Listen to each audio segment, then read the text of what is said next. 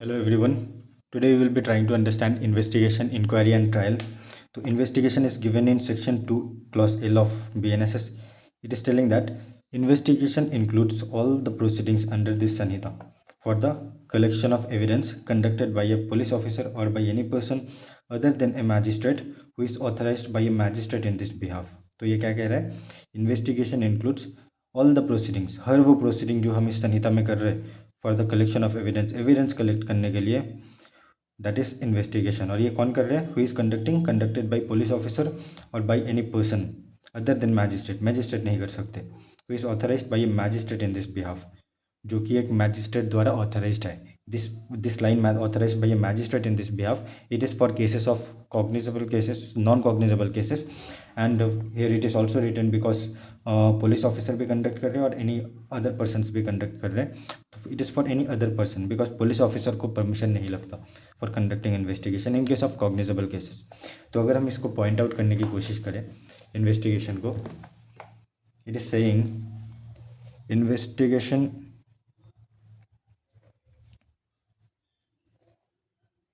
Section 2 class L में है. Investigation is for the purpose of collection of evidence, collection of evidence. Then कौन conduct कर रहे हैं? कंडक्टेड बाय पुलिस ऑफिसर और any person and not by magistrate. Magistrate नहीं कर रहे, नॉट बाय मैजिस्ट्रेट,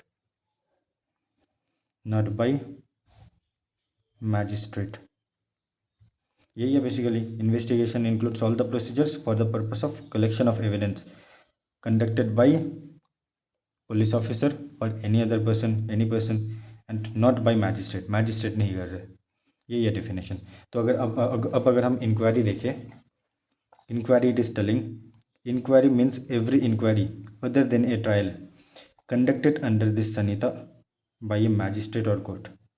तो इंक्वायरी मीन्स एवरी इंक्वायरी, हर वो इंक्वायरी जो कि ट्रायल नहीं है. और कौन कंडक्ट कर रहा है? मैजिस्ट्रेट और कोर्ट. तो इंक्वायरी को अगर हम पॉइंट आउट करें, inquiry it is telling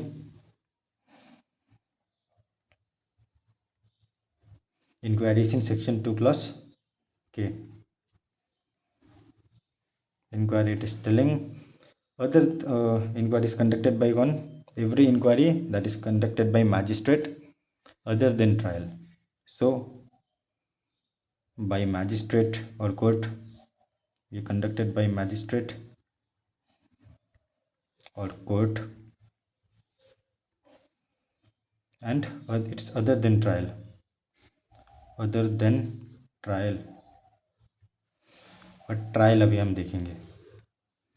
this is inquiry and trial. Trial का डेफिनेशन बीएनएसएस में कहीं पे भी नहीं दिया हुआ है. तो इसीलिए हम हमारे जनरल अंडरस्टैंडिंग से हम ट्रायल को समझने की कोशिश करेंगे कि ट्रायल क्या है. ओके, सो ट्रायल क्या है? ट्रायल इज बेसिकली, क्यों करते हैं हम trial? It is for deciding the guilt और इनोसेंस, कि एक पर्सन गिल्टी है कि नहीं, वो इनोसेंट है या गिल्टी है, on the basis of evidence, evidence की बेसिस पे, राइट. तो it is, trial is for the purpose of deciding the guilt और innocence of accused on the basis of evidence. Deciding guilt और innocence of accused on the basis of evidence. यही है basically trial, deciding guilt और innocence of accused on the basis of evidence. और क्या लिख सकते हैं ट्रायल के बारे में? Trial is conducted by whom? Magistrate. Magistrate साहब कंडक्ट करते हैं. Anything else that we can write about trial? See, inquiry में it is telling it is other than trial. Inquiry is something which is not trial. So trial will be something which is not inquiry, or it will be other than inquiry. Other than inquiry, right? तो ये सब तो अभी तो इतना हमें थोड़ा मोटा मोटा समझ में आ गया कि इन्वेस्टिगेशन, इंक्वायरी, ट्रायल क्या होता है. थोड़ा सा हल्का फुल्का समझ में आ गया है. बट अगर हम प्रैक्टिकली देखें कि इन्वेस्टिगेशन इंक्वायरी ट्रायल एक्चुअली क्या है, मतलब अगर हम एक पूरा प्रोसीजर ड्रॉ करें, सीआरपी बीएनएसएस का जो प्रोसीजर पूरा है, जो स्टेप बाय स्टेप जो स्टेप्स होते हैं, उनमें से कहाँ पे इन्वेस्टिगेशन स्टार्ट होता है, कहाँ पे ख़त्म होता है, इंक्वायरी कहाँ पे स्टार्ट हो रहा है, कहाँ पे ख़त्म हो रहा है, देन ट्रायल कहाँ पे ख़त्म हो रहा है, किस पॉइंट पे ट्रायल स्टार्ट हो रहा है, ये सब अगर हम एक जनरल पूरा एक अगर अच्छे से अंडरस्टैंड करें तो हम देखेंगे कि चलो हमने जो पहला वाला लेक्चर किया था जिसमें हमने ओवरव्यू समझा था, उसी की आज हेल्प लेंगे।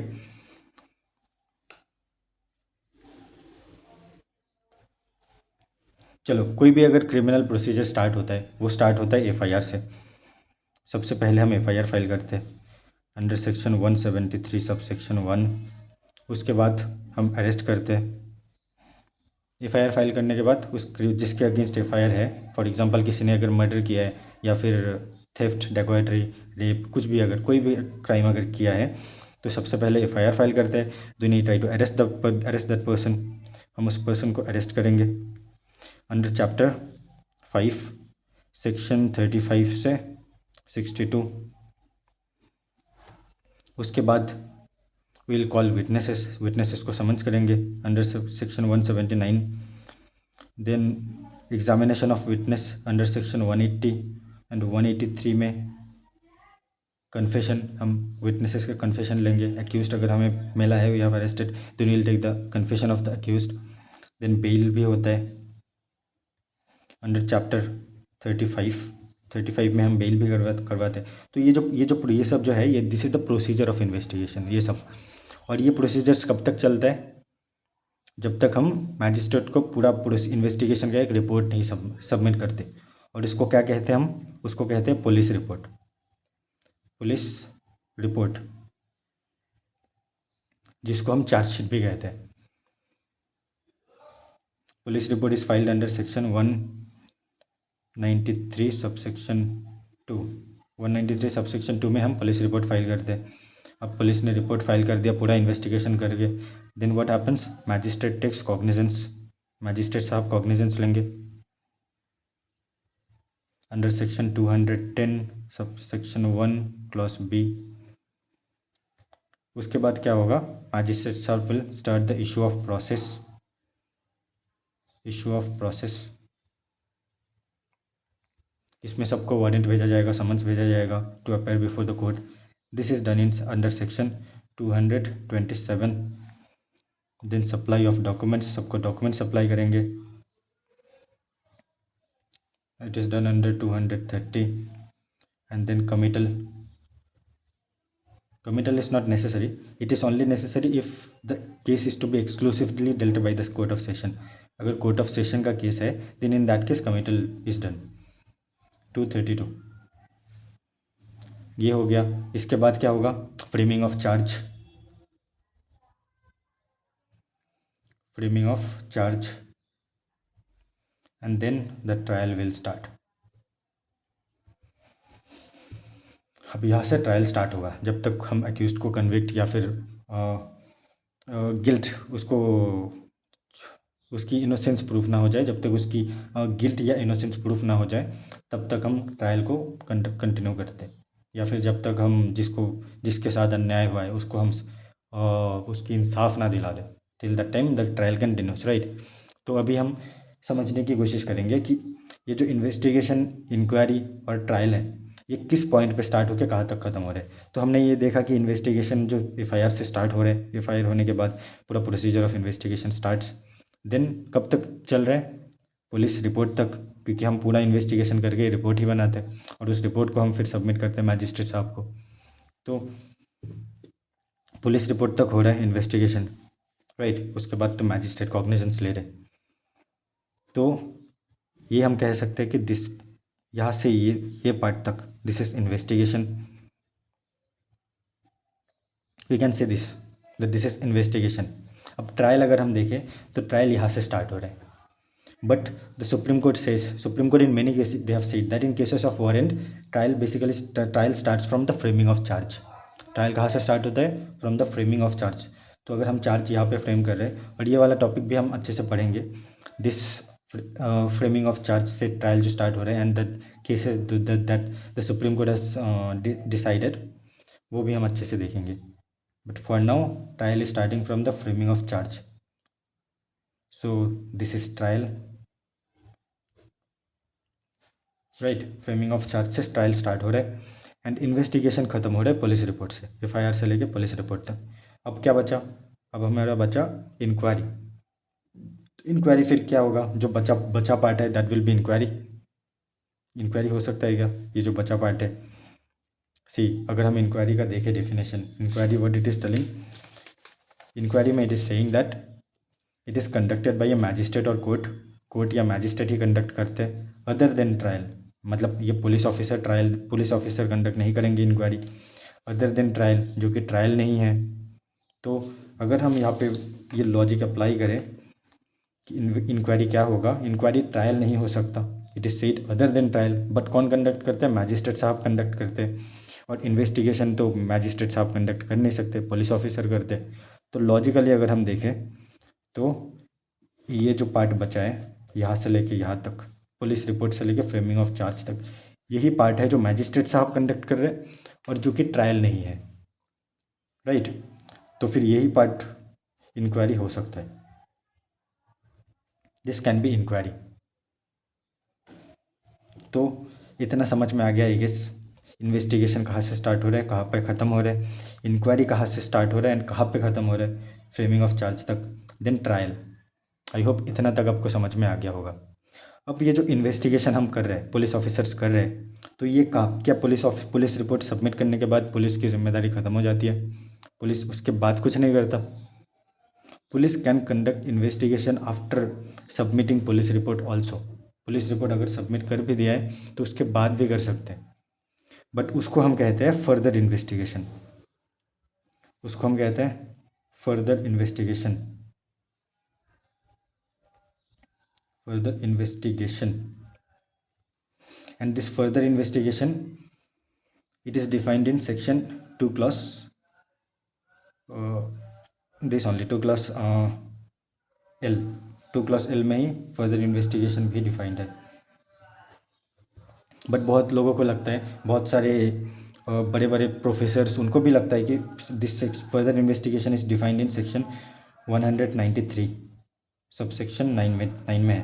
अगर आप 193 देखो,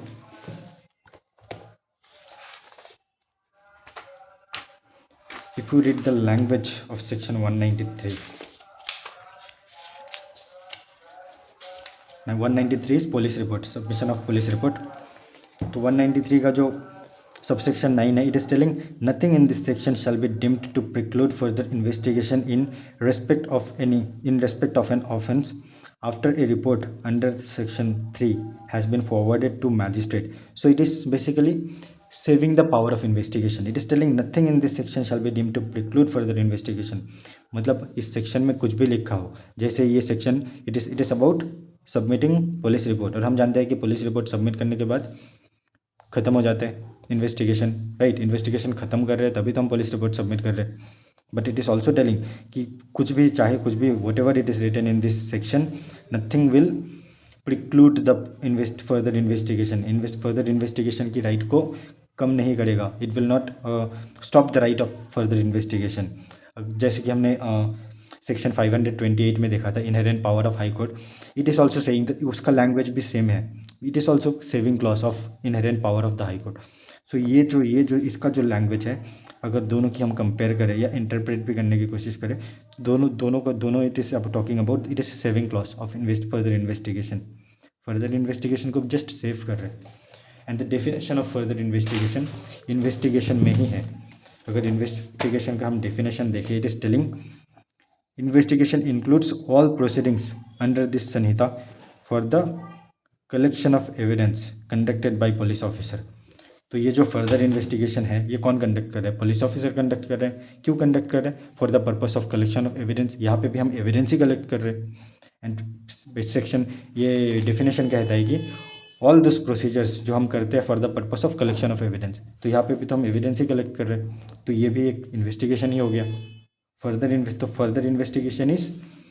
इन्वेस्टिगेशन में ही फर्दर इन्वेस्टिगेशन का डेफिनेशन है.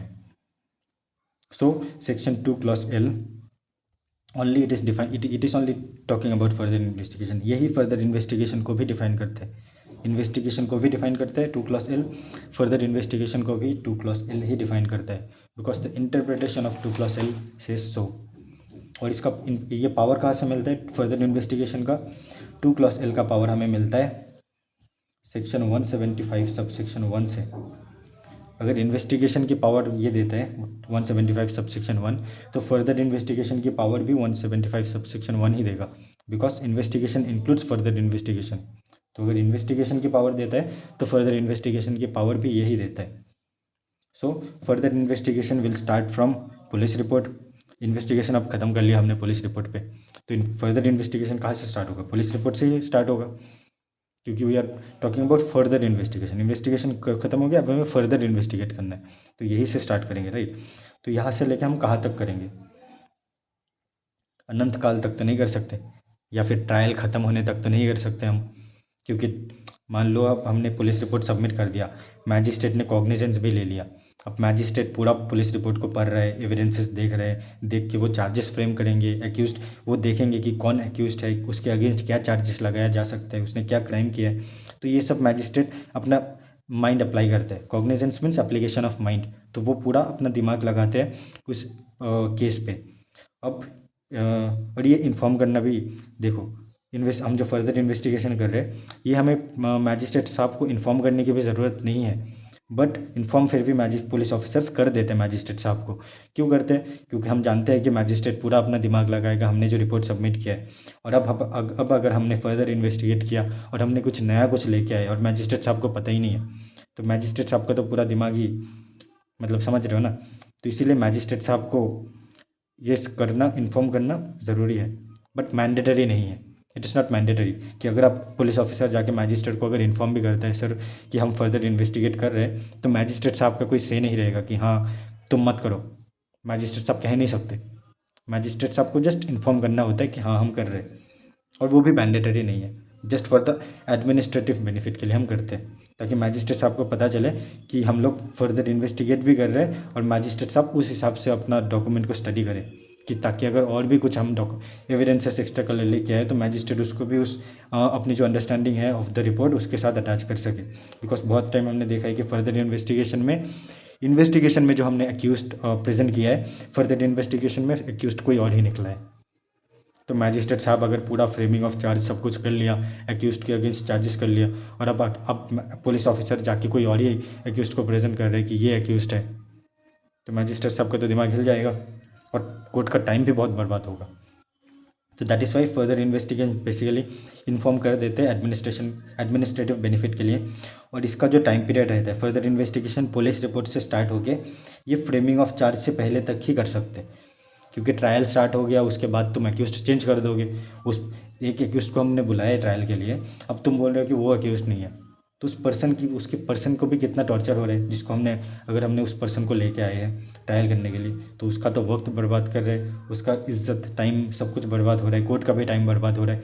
तो इसीलिए इन्वेस्टिगेशन फ्रेमिंग ऑफ चार्ज से पहले तक ही हो सकता है, और further investigation framing of charge से पहले तक ही हो सकता है।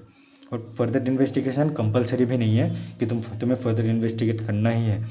इफ़ पुलिस ऑफिसर अपने पुलिस रिपोर्ट जो उन्होंने सबमिट किया है पहले, इफ़ दे आर सेटिस्फाइड कि हाँ हमने जो पुलिस रिपोर्ट सबमिट किया है we are satisfied, we have done sufficient investigation in the matter, and जो हमने जितने भी एविडेंसेस है सारे हमने प्रेजेंट कर दिया है, तो in that case further investigation compulsory नहीं है, ज़रूरी नहीं है। अगर पुलिस को लगता है कि फर्दर इन्वेस्टिगेशन करना चाहिए, हमसे शायद कुछ एविडेंसेस ऐसे हैं जो छूट गए हैं, या फिर कुछ और पॉइंट्स है जो हमें कवर करनी चाहिए थी, तो in that cases police officers further investigation conduct कर सकते हैं। तो यही है, आई थिंक आपको समझ में आया होगा हमने आज जो पढ़ा है, इन्वेस्टिगेशन कहाँ से स्टार्ट हो रहा है, कहाँ पे ख़त्म हो रहा है। और हमने ये देखा था कि देखो यहाँ पे तो इंक्वायरी भी हो रहा है और फर्दर इन्वेस्टिगेशन भी हो रहा है, बट दोनों ओवरलैप कर रहे हैं, राइट। बट हमने देखा था कि ट्रायल और ये जो क्या है, इंक्वायरी। ट्रायल और इंक्वायरी ओवरलैप नहीं कर सकता, और ये इन्वेस्टिगेशन और इंक्वायरी भी ओवरलैप नहीं कर सकता, क्योंकि इन्वेस्टिगेशन कौन करता है, पुलिस ऑफिसर, बट ये कौन करता है, magistrate. But in case of further investigation ये ओवरलैप कर सकता है, क्योंकि दोनों अलग प्रोसेस है। पुलिस अपना काम कर रहे हैं, मैजिस्ट्रेट अपना काम करेंगे। So that's why this can overlap, because police has already submitted police report. Okay, I hope आपको ये अब ये समझ में आ गया होगा। तो so thank you so much everyone. आप कमेंट कर सकते हो अगर आपको कोई भी डाउट होगा। I will try to clear that those points. Thank you everyone.